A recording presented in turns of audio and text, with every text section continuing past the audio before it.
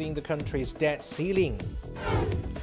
And as global inflation continues, poverty in Argentina is increasing, hitting local low-income earners. Hello, welcome to this edition of Global Business. I'm Zheng Feng in Beijing. We begin our show with news on China's trade data. The country's trade volume reached over 13.3 trillion yuan, or about $1.9 trillion during the first 4 months of this year. That's almost a 6% increase from the same period last year. Notably, exports surged more than 10% from a year ago, while imports grew very marginally on an annual base. Trade volume with countries along the Belt and Road surged more than 16%, and with ASEAN countries climbed nearly 14%. Meanwhile, China's trade with the European Union grew over 4% year-on-year, faster than the previous quarter. South Africa's most valuable crop is corn, accounting for about 40% of all crops in the country. The production and export volume in South Africa's corn also ranks among the top 10 in the world. Recently, Chinese feed producers have discovered a way to purchase this valuable commodity. Our reporter Wang Tianyu has the details. Earlier this month, a cargo ship loaded with 53,000 tons of feed corn from South Africa arrived at the port in Dongguan, a city in South China's Guangdong province. The shipload marks the first batch of South African feed corn imported into China, signifying the opening of a new import channel for feed corn. China's largest food trader, China Oil and Foodstuffs Corporation, was the first to broker this deal. The group created a similar channel for Brazilian corn earlier in January. The supply chain further improved with the diversification of corn crops and efficient logistics, balancing out the seasonal and regional fluctuation of corn imports. As a fellow member of the BRICS group of emerging markets, South Africa is also a participant in China's Belt and Road Initiative. The economic ties of the two countries are closer than many. China and South Africa have maintained diplomatic relations for 25 years, with 40-fold increase in bilateral trade volume throughout this period. Since 2009, China has been South Africa's largest trading partner. For Chinese animal feed manufacturers, the import of South African corn becomes a reliable source of raw material. The South African corn is of high density and relatively low in toxin and fatty acids, so the feed made from it can be easily absorbed by livestock. The first batch of South African feed corn will be available to domestic firms soon, following its customs clearance. Experts believe China's increasingly diversified corn import sources will help the country offset the effects of global seasonality and geopolitical conflict. Wang Tianyu, CGTN, Beijing. Privately owned companies continue to play a key role in the country's total imports and exports during the first 4 months of this year. These private companies have contributed to almost 53% of China's total trade volume, which is up from the just over 48% from the previous year. This is a much larger contribution compared to foreign invested enterprises, which accounted for around 30%, and state-owned companies, which accounted for 16%.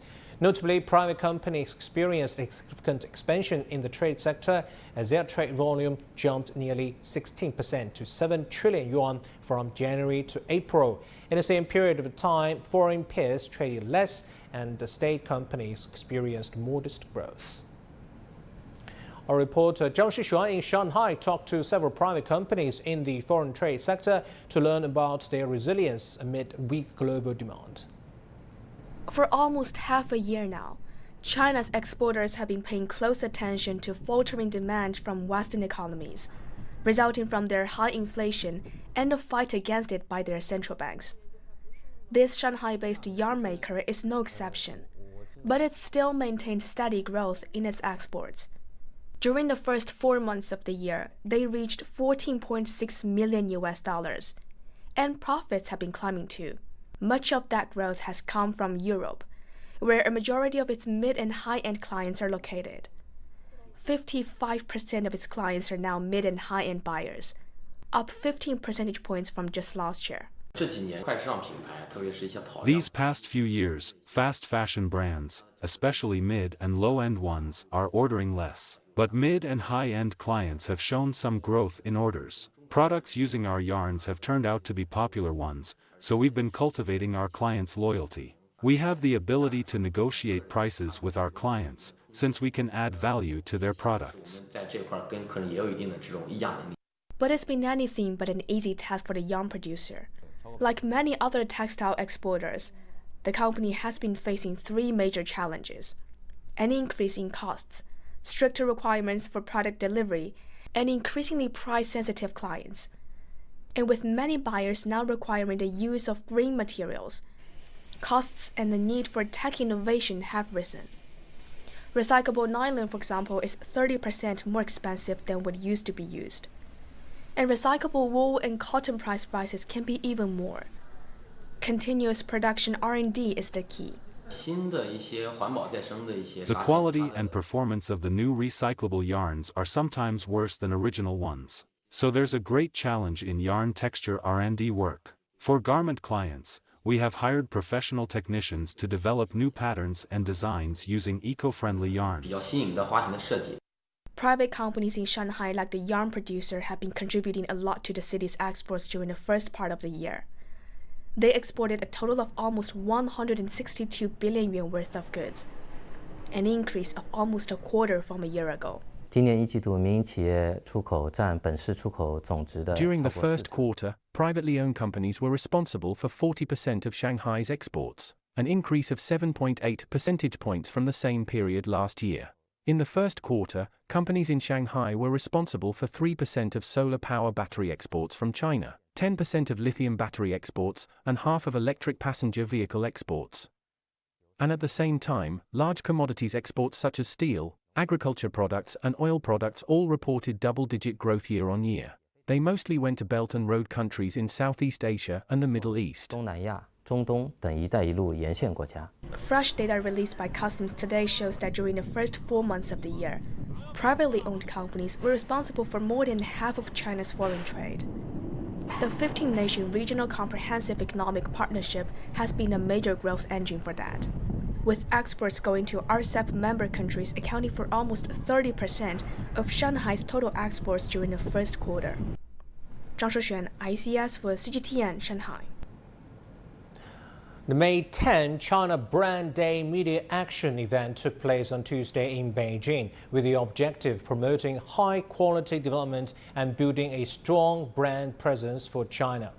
China Media Group, a key brand communicator and shaper, pledged to leverage its vast media resources and integrated communication advantages to expand Chinese brand platforms, deepen communication resources, and enhance global exchanges.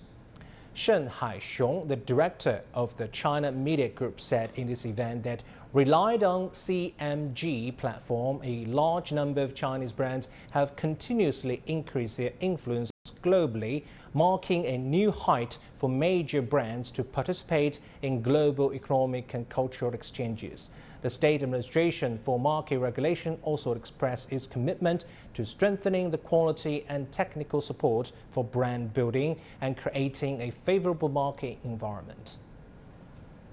Moving on to some other headlines from across China. The country's grain output stood at 199 million tons as the peak season of autumn harvest ends in April. That's a 3.6% increase on a yearly basis, reaching a 3-year high. Autumn grain crops normally account for 3/4 of the whole year's grain production. Industrial data shows that China's new car sales rose about 2% in April on a monthly basis, while new energy vehicle sales slid 3.6%.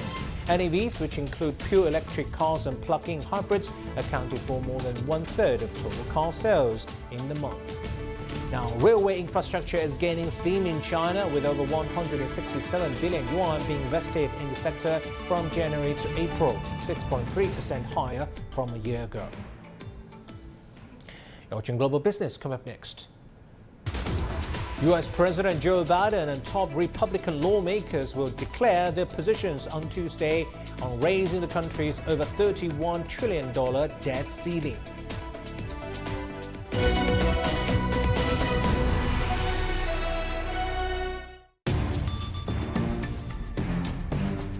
360-degree profiles of industry movers and shakers, tech mavericks, and policymakers. We drill down on their success. We ask how they set strategy and how they navigate in an increasingly competitive market. Real talk, real business. Join the conversation.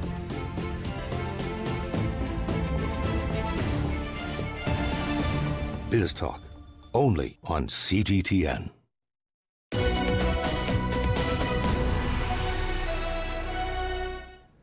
Welcome back. Markets are feeling uneasy ahead of the meeting between U.S. congressional leaders among the political standoff over the debt ceiling.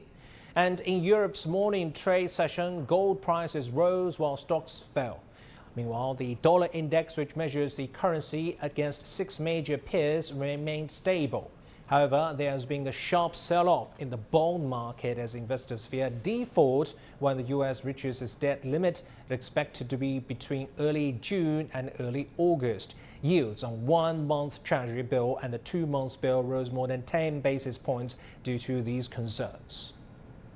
Time is running out for the U.S. Congress to extend the debt ceiling and avoid a default by the government. Treasury Secretary Janet Yellen says a failure by Congress to raise the debt ceiling will hit the economy hard. Jim Spillman has the latest. A major fight is brewing in Washington over the debt ceiling. If it's not raised, the United States will not be able to borrow more money to pay the bills for programs that have already been approved by Congress. In one corner, Democrats, led by U.S. President Joe Biden, they want a clean extension of the debt ceiling. We're not a deadbeat nation. We pay our bills. In the other corner, Republicans in Congress, led by Speaker of the House Kevin McCarthy. They want to tie a debt ceiling extension to budget cuts. Last month, the House narrowly passed a bill that would raise the $31.4 trillion debt ceiling by another $1.5 trillion in exchange for limiting spending to 2022 levels and repealing or shrinking some programs popular with Democrats. We are the only party to take fiscal action in a sound mind that would lift the debt limit so we wouldn't have economic damage. We've also put us back on a path to end the Washington wasteful spending. On Tuesday, Biden will host McCarthy and other congressional leaders from both parties at the White House. Biden has said he won't negotiate over the debt ceiling, but is open to negotiations over budget issues once a clean debt ceiling increase is passed. I'm going to reiterate to congressional leaders that they should do what every other Congress has done, that is, pass the debt limit, avoid default. Without congressional action, the U.S. Treasury Department will run out of options for covering financial obligations on about June 1st. A default could delay Social Security payments to U.S. seniors, stop paychecks to government workers, royal markets, and potentially trigger a major downturn in the U.S. economy, which could have a ripple effect through the larger global economy. It's Congress's job to do this. If they fail to do it, we will have an economic and financial catastrophe that will be of our own making. Both sides see political upside to sticking to their guns during negotiations, but there's a huge potential for political backlash if the debt ceiling's not raised and the American people are left to pay the consequences of a U.S. government default. Jim Spellman, CGTN, Washington. The next story is about the dollar's decline. Recent reports suggest that there's been a decline in the dollar's share of global foreign exchange reserves, reaching a 2-decade low. This raises questions surrounding what is causing these shifts and the larger implications it holds for the global economy. Our reporter Yang Chenxi finds out why more and more countries are beginning to look beyond the US dollar for their trade and investment needs, as well as how Chinese yuan is emerging as a possible alternative with a growing presence in the international market. The US dollar has long been considered the world's reserve currency for international transactions. However, recent years have seen a growing trend of countries diversifying their reserve holdings and shifting away from the greenback for trade. Now, in this video, we will explore some of the reasons, the impact of the changing global economic landscape, and how emerging currencies like the Chinese yuan are gaining traction. Recently, the International Monetary Fund reported a decline in the dollar's share of global foreign exchange reserves, Quote, the dollar's share in global foreign exchange reserves fell below 59% in the final quarter of last year, extending a 2-decade decline. That's according to the IMF's currency's composition of official foreign exchange reserves. You've probably seen some of the news. China recently executed a test trade for natural gas with France settled in yuan. In March, China and Brazil reached an agreement to settle trades in local currencies. And that's not just the RMB. India and Malaysia have also begun using the Indian rupee to settle certain trades. Why are countries moving away from the dollar? Experts say this trend can be attributed to 2 main factors: the U.S.'s disproportionate influence in global economic affairs and the increasing instability of the dollar due to shifts in monetary policy. The U.S. dollar's power as a reserve currency has ensured that the financial impacts, for example, of U.S. sanctions on Iran and Russia's financial systems, and this has spurred many nations to reconsider their reliance on the U.S. dollar and develop contingency plans.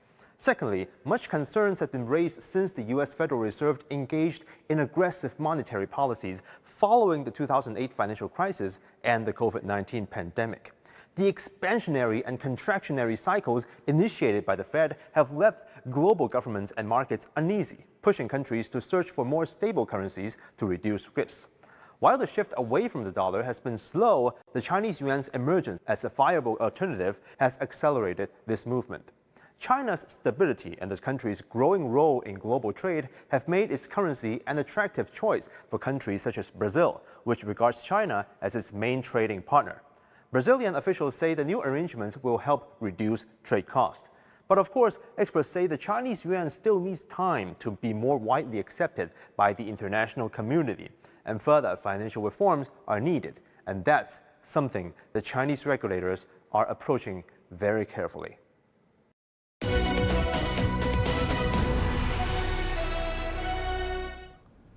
Indonesia will host the upcoming 42nd Association of Southeast Asian Nations Summit from May 9th to 11th. The event aims to promote the region's economic growth, centrality and stability by fostering collaboration. Our Robalin Perba has more. On Tuesday, some leaders have arrived, such as the Prime Minister of Cambodia, Hun Sen, and the Prime Minister of Timor-Leste, Thormatan Ruak, and the Prime Minister of Malaysia, Anwar Ibrahim. And other ASEAN leaders will also arrive the next day on Wednesday.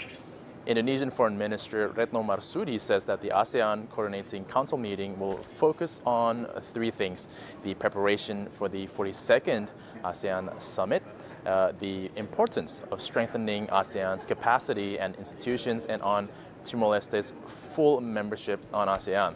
Now, one of the other main topics on the agenda on Tuesday is economic growth. Now, it's also important to note that the location of the summit, where I'm at right now in Labuan Bajo, is one of the islands that Indonesian President Joko Widodo wants to promote under his program called 10 New Balis. And the intention is to boost the tourism in other areas of Indonesia and to show the beauty that the country has to offer outside of the very popular island of Bali. The 10 ASEAN economies plus China, Japan and South Korea will continue with modest economic recovery despite weakening global demand. That's according to a recent report done by the ASEAN Plus 3 Macroeconomic Research Office, or AMRO. The AMRO report expects economies of ASEAN Plus 3 countries to grow 4.6% this year, on track to approach levels in years before the COVID pandemic. AMRO analysts did notice a possible drag due to weakening global demand, but they said the economic reopening in China could offset the negative impact. They see a 5.5% growth for China, already outpacing the bloc's pre-pandemic average growth. Watching Global Business, come up next. As global inflation continues, poverty in Argentina is increasing, hitting local low-income earners.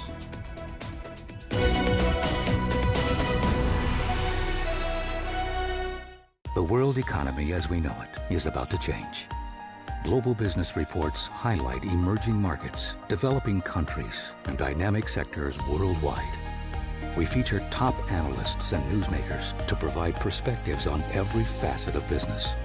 From an on-the-ground perspective, we provide you with balanced and objective assessments. Fast, Sharp and insightful. Global business. Only on CGTN.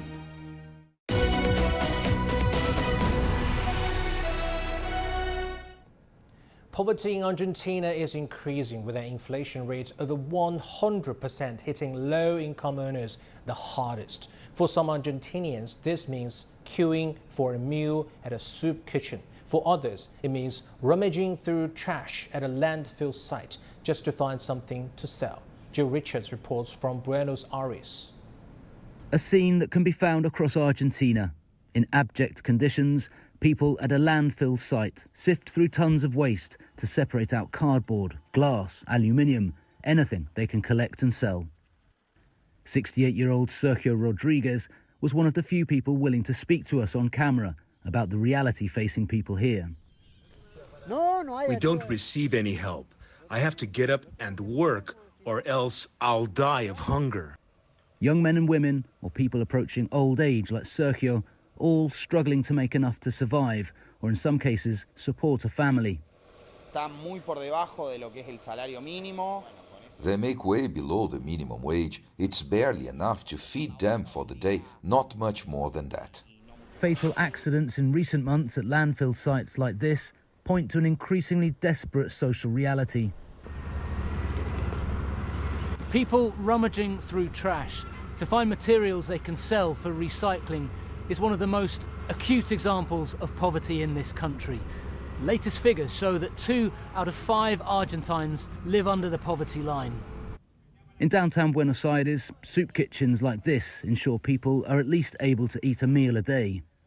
Today we have an Argentina that hurts. This Argentina has a lot of poverty, a lot of indigence, and there is rampant inflation that is getting worse. One of the world's highest inflation rates is affecting low-income sectors the hardest. The country's economic future is largely tied to a debt repayment program with the International Monetary Fund that many social organizations view with suspicion. I heard the IMF recently say that Argentine people must be ready to suffer now in order to get ahead later. The problem is that it is always those below who suffer, it is never those above. Government social programs offer support for many people, policies that are largely preventing a social crisis on a scale similar to that seen during Argentina's 2001 economic crisis. But with the economy widely projected to dive into recession this year, the impact on vulnerable sectors is only expected to increase. Joel Richards for CGTN in Buenos Aires. Now next, to take a look at some other business headlines from across the world at this hour. Finance ministers of Group of 7 advanced economies will hold discussions this week on ways to strengthen the global financial system and avoid risks. Japan's finance minister said on Tuesday that Japan also hoped to issue a G7 joint statement that, among other things, includes global bank rules. Australia will deliver on Tuesday its first budget surplus in 15 years as tax windfalls from higher commodity prices and wages has swollen its coffers, which also gives it room to toll out cost of living relief. And Vietnam's foreign trade in the first 4 months of this year fell by 13% on a yearly basis. Customs data showed on Tuesday that weighing further on its growth target as it faces weak global demand. Now, for content creator, the social media platform doesn't just connect there with like-minded people. Angeline Ostochevsky, a content creator on TikTok, is helping to reserve the city's future through her posts on the platform. Dan Williams has a story.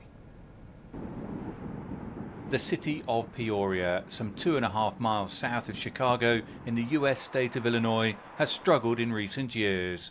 It was once the center for America's booming liquor industry, and more recently known for manufacturing. But over the last 10 years, it has become one of the country's fastest shrinking cities. Some help, though, is at hand. Hi, my name is Angie, and I'm not a realtor, but I live in super affordable Peoria, Illinois, and I think you should live here too. Angie Ostochevsky is a 32-year-old energy consultant. She moved to Peoria around 10 years ago. In 2017, she purchased her first home for just $33,000 US. During the pandemic, she began doing TikTok videos about housing as well as things to do in the city. So I started posting videos in October 2020, and then a few months after I started, some of the tours went viral, and then the first person told me that they actually moved here because of my video, and I was shocked. A key attraction is affordability. Data from real estate firm Zillow shows the nationwide value of a typical home to be more than $328,000 US. That compares to just over $128,000 in Peoria. I really focus on people of color and LGBTQ plus people and people who never thought they'd be able to afford a home, because that's me. I represent all those groups, and I think a lot of people who fall under those categories don't think of a Midwestern, mid-sized city as a place where they could belong. Tao Lu is living some 3,200 kilometers away in Seattle. She moved to Peoria with her partner after watching one of Angie's TikToks. For some reason, out of the blue, we saw Angie's TikTok when she was doing a story about a house that was $50,000, and we were like, that's impossible. We were just kind of said, okay, let's explore, and ended up in Peoria because of how affordable it is. Ostaszewski continues to dedicate time and energy to her social media posts. She estimates that the number of people that have been persuaded to move to Peoria because of her posts now tops more than 300, and she feels she's just getting started.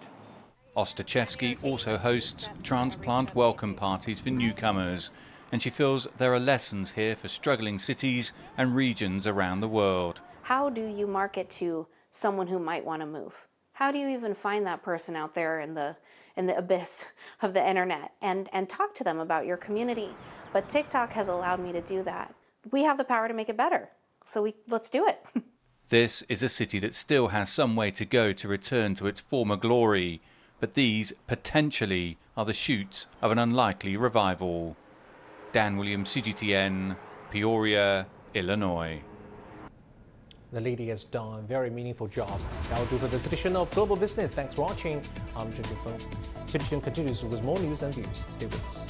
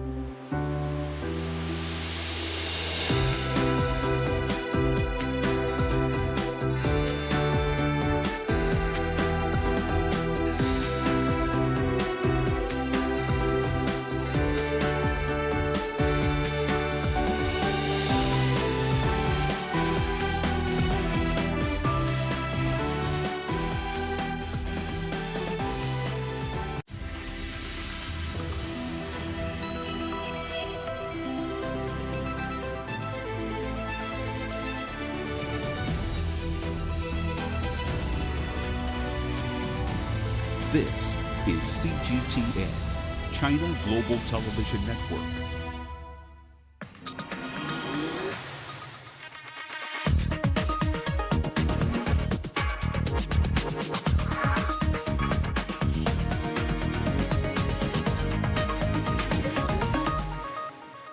From CGTN headquarters in Beijing, this is The Hub, with Wang Guan.